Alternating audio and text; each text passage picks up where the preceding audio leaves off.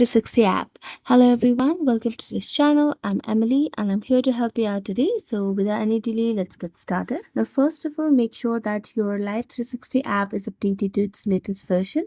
So just go to the Play Store application and search for Life360. Now as you can see, the app has an update available. So I'm just going to update this application. And after updating, what I'm going to do is I'm going to go for the application and just make sure that you're logged into your account. And after login to your account, it will look something like this. This would be the home page. Then tap on the search bar like icon at the top of the screen over here.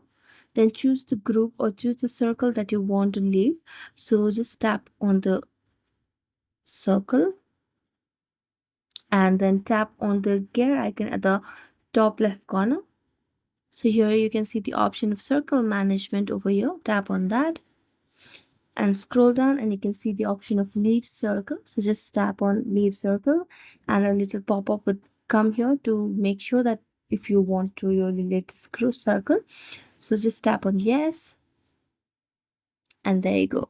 So thank you so much for watching this video. If you enjoyed it, then don't forget to like, subscribe, and hit the bell notification for more updates. That's it for today. See you next time.